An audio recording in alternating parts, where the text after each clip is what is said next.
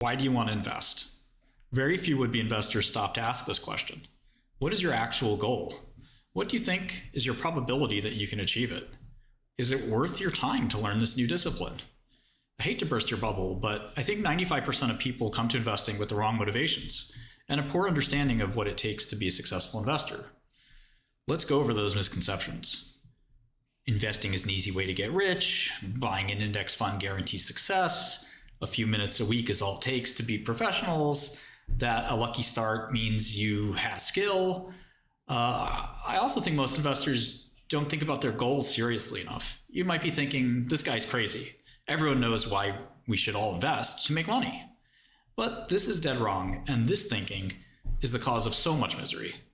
There are many, many ways to make money. And in general, if you glance at the Forbes list, the very richest people made their money building, creating, and inventing things they love.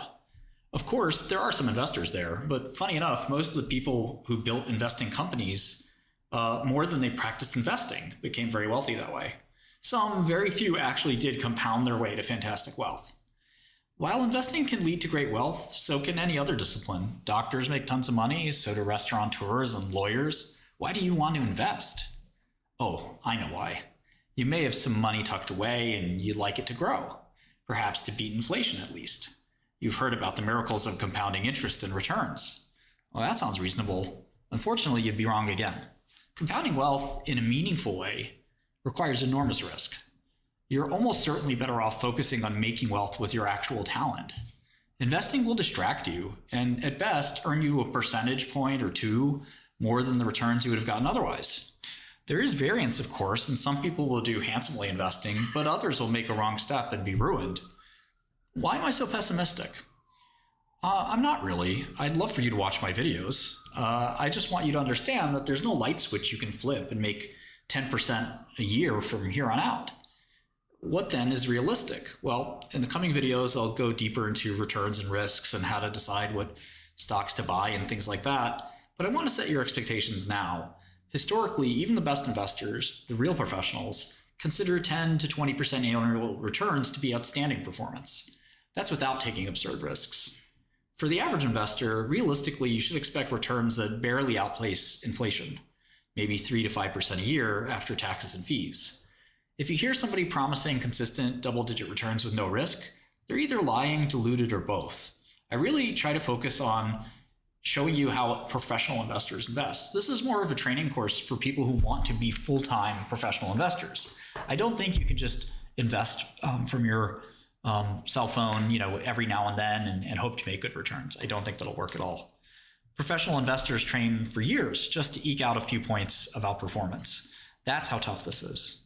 I'll cover all this in more detail soon, but I want you to keep a grounded view about what success looks like. It's not about getting rich quickly.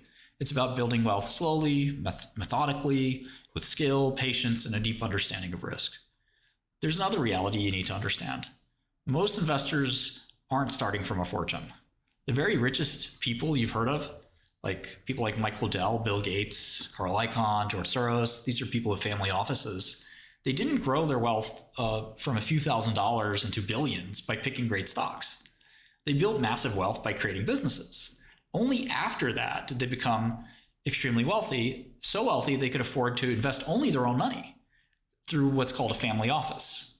You and I and most people starting out don't have that luxury. If you want to become wealthy through investing, you almost certainly need to manage other people's money. OPM. Hedge funds, private equity, venture capital, they all work that way. Even Warren Buffett technically has OPM. He's not the only shareholder of Berkshire, for example. If you think you're going to turn $5,000 or $50,000 into a fortune through compounding alone, you're setting yourself up for disappointment. Even a fantastic 10% per year return compounded over decades would be respectable, but it's not really life-changing unless you already have millions. So here's the hard truth you need to wrestle with.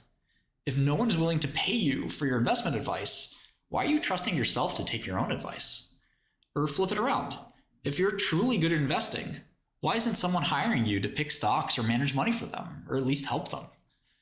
That's the real market test. Investing isn't about convincing yourself that you're good. It's about being so good that other people recognize it and want to bet on you. If you keep that standard in mind, You'll avoid years of costly self-delusion, and you'll aim at the only target worth shooting for, which is real skill, real mastery, and eventually real wealth. There's a pervasive myth that if you just buy the S&P 500 or dollar cost average, or as some will say, that you'll do well. Historically, this has been somewhat true, right? Well, let's take a look. US equities have had positive returns over the last century, around 7%. The problem is inflation has eaten away at that return. And while stocks may have compounded 7%, inflation compounded 2% along with it.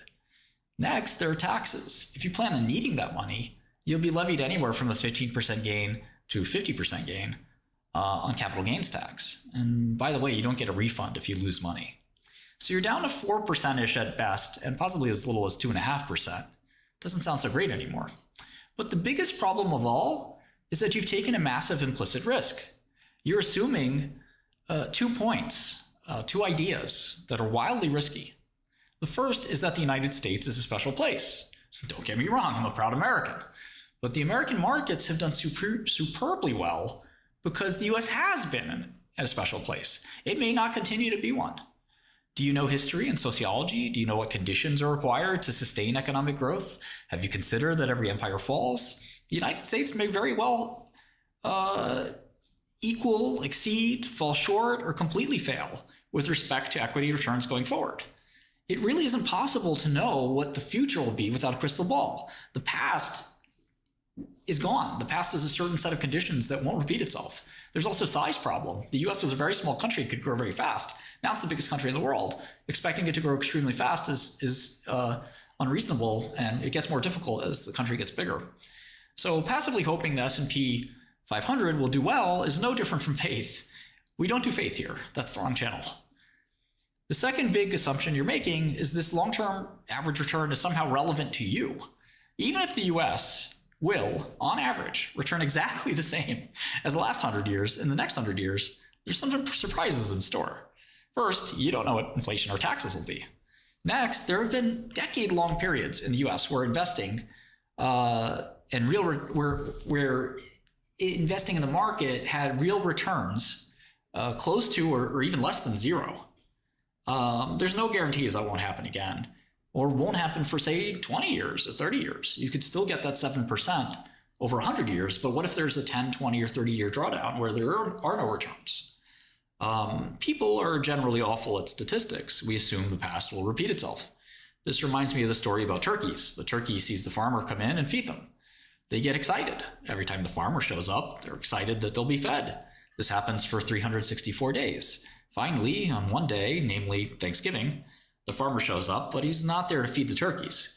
Avoid being the poultry in this story. Consider the difference between mean, median, and index returns for stocks as well. There's a big difference in those. So what's the answer? Just use blind faith and go all in on equities? You could do that if you want. You won't need to watch the rest of my videos. Your financial advisor will take it from here. Do you give up and focus on your career, as I mentioned? I think that's reasonable advice. The time you spend chasing returns will probably be fruitless. Or do you learn how to invest like a professional from a professional? What would be the reasons for doing this? I've taught investing for a long time, even while I was learning it and perfecting it. The only reason I've thought of that is reasonable over these years is that you should learn investing if you want to become a professional investor. To me, that means you're going to invest professionally as a career all day, every day. Could you do it as a serious hobby, perhaps? Maybe if you're retired. Yes, it's possible, but I only advise it if you have nearly all of your free time to spend on it. This isn't some game or joke. I want you to think about investing in a new way. Pick your favorite sport, maybe baseball. Investing well is just as hard as going to the major leagues and pitching for the Yankees tomorrow. Are you ready to throw 90 miles an hour against the toughest hitter? I'm not. You're not. The only people who can do that have been practicing their whole life with the best coaches, and they have enormous talent. Do you have the talent? Do you need the talent to invest? This is debated pretty intensely among professionals. My short answer is, I don't think it hurts. And when I say talent, I mean natural talent. Preparation and training is necessary too. But natural talent is, some people feel, is like actually something required that you can never get from training. Let's go back to baseball. If you decided, you know what, Martin, I want to give it a shot. I'll pitch tonight against the Mets. The problem is, of course, no one would let you. No one's going to go through the whole production of turning the lights on at Yankee Stadium and organizing the game and selling tickets because nobody would come. But investing is a funny game. Investing is like a game of Major League Baseball where the professional batters are more than happy to play with you. Imagine Babe Ruth and Derek Jeter and Aaron Judge, star hitters. They're thrilled to be there. They know you're pitching tonight. The thing is, there are very few barriers for investing today. With brokerage apps, you can get started right away. You can play this game with the very best players at any time with a few clicks. That's all it takes. Absolutely no one will stop you from throwing your whole life savings at terrible investments. Because there's so much money at stake, especially when your money is pulled in with everyone else's, that professionals are delighted to play the game with you. They want you to play. And it gets worse. In baseball, you or I would miss the strike zone completely, right? With our terrible pitching. I'm not even sure I could throw it to the mound. If we did throw it, in the right strike zone, we'd probably get lit up each time, giving up home run after home run. Not so in investing. You may throw a strikeout in your first inning. Normally, that would be incredible. You must have a knack for pitching. But in investing, your first little success will probably be random. And this will probably lead you to believe you have skill when you don't.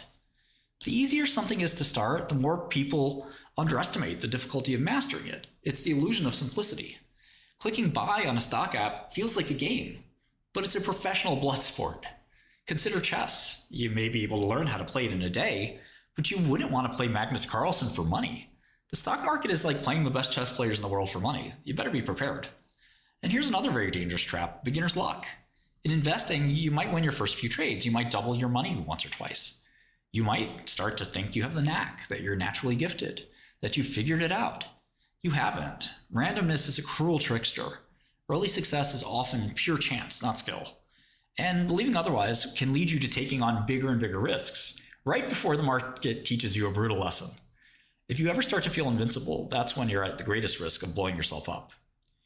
And it's not just beginners who fall into this trap. Many professional investors build strategies that work well for years, sometimes decades, without realizing they were simply riding a style that happened to perform. Some will sell volatility without understanding the risks. Some are long bull markets or tech booms or credit bubbles. It works until it doesn't. Then they blow up, and often they don't even understand why. Success in one regime isn't the same as true investing mastery. If your results are style dependent, you might be confusing luck with skill, just on a bigger scale. Always ask yourself, am I good at investing, or am I good at investing in this environment? The difference can mean survival or ruin. If you think I'm being too pessimistic, or that investing isn't such a zero-sum game, I only have one last thing to ask you. Talk to some old-timers. Ask them if they've ever known somebody who could beat the market consistently. Someone who was just an average Joe, not a professional. Then ask them how many people they know that have blown up a trading account. In other words, lost it all. The number should be a very large ratio, maybe 1 to 100. So that leaves you. You really want to be a professional investor. Someone who is paid to invest. Someone who gets high returns, low volatility, or ideally both. I can show you what I've learned. I spent my whole life learning investing from practice and first principles. Who am I? What are my credentials? I started as an intern working for a fund called 𝗬𝗓. This is Jim Cramer of Mad Money's hedge fund. A lot of people ask me about Cramer. I think he was an amazing trader. In fact, I know he was. He made more than 20% average annual returns, net of fees, which is an amazing record. I only overlapped with Jim for about a year before he retired. But I have to say, he's a great man, incredibly smart, talented, and generous. I don't talk with Jim anymore, but his style of trading was very specific to a certain era on Wall Street. But it helped me learn the basics of the market.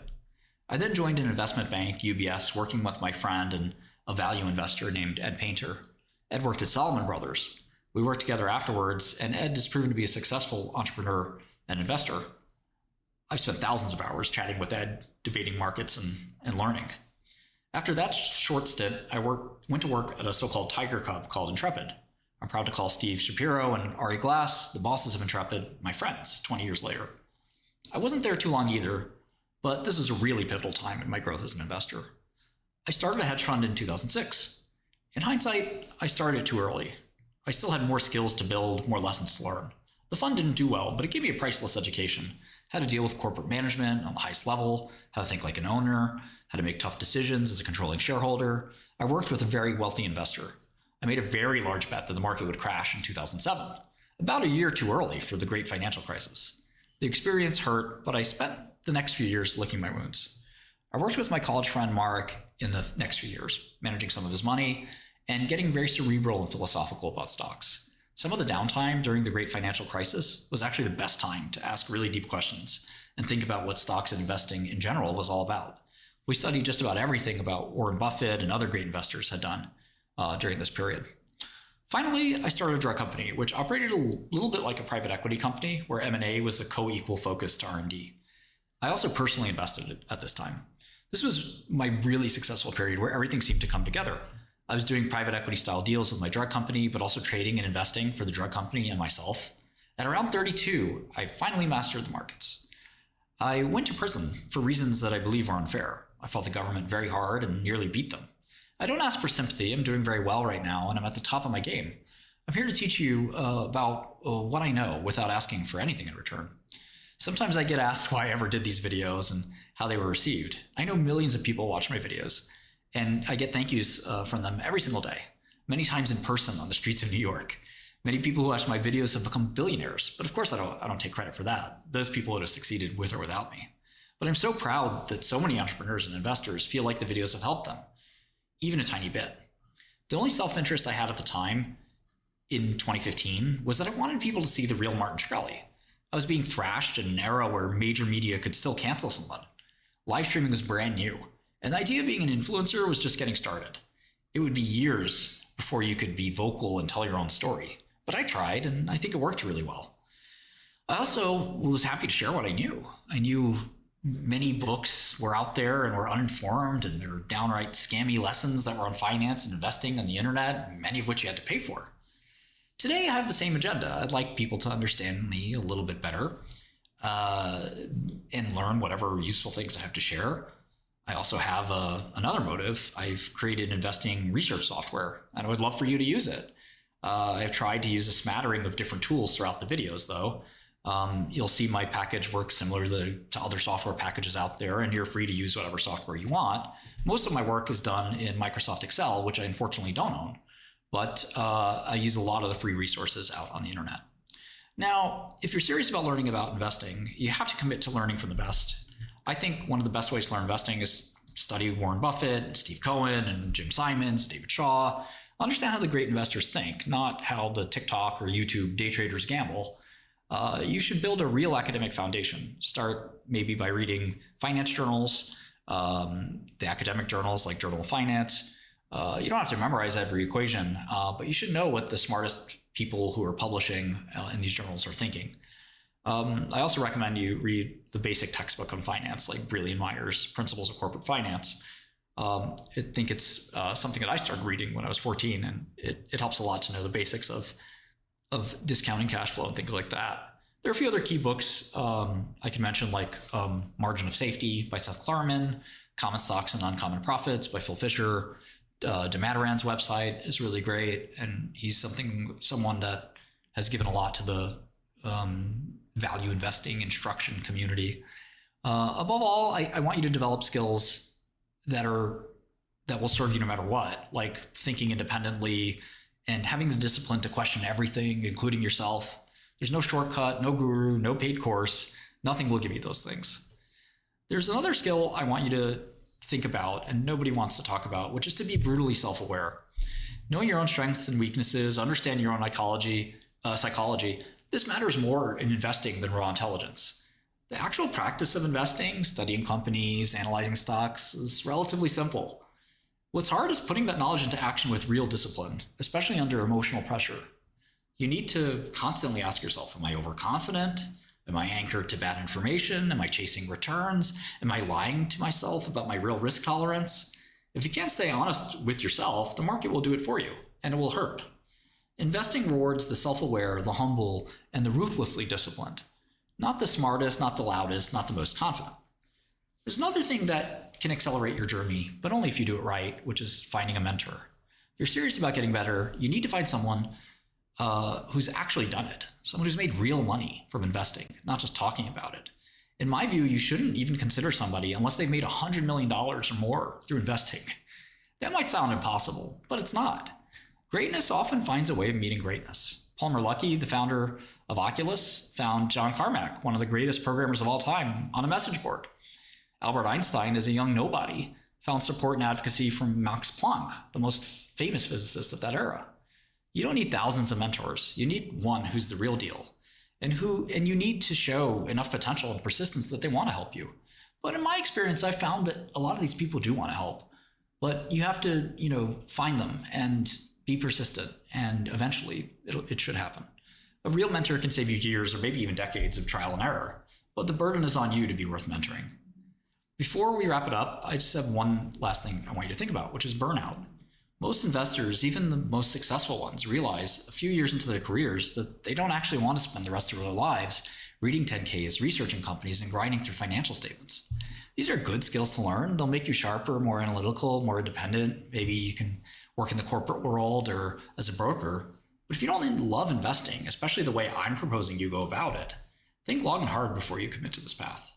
Of course, day trading is fun. It feels exciting. It feels alive. But it's not profitable over the long term. The kind of investing that I'm trying to teach you is a little bit painful. To be really profitable, there'll be pain. Long hours, doubt, frustration, boredom. But investing isn't about chasing returns. It's about building it as a discipline you can live with every day for decades. I'm 42 now. I started investing when I was 12. I begged my father to open an E-Trade account for me with the $2,000 that was required. That small start taught me something really huge, which is capital is important, but skill is everything. I was a poor kid from Brooklyn. I didn't come from money. I didn't have any connections. I knew that if I wanted to succeed, I couldn't rely on compounding that tiny account, even though I tried. I had to master the markets. I started working at a hedge fund, which I mentioned earlier, when I was 16. I got an early view into how investing worked. Not the fantasy, not the hype, but the hard, dirty work of real professionals trying to outsmart and outthink each other. Looking back, I wish I'd stayed even longer in apprentice mode. If you have the chance to learn under really great people, you should take it. Skills come before capital, always. Throughout the series, I'll try to point you to the best resources and show you how real investors think. It's a long road, and I'm happy you decided to go on it.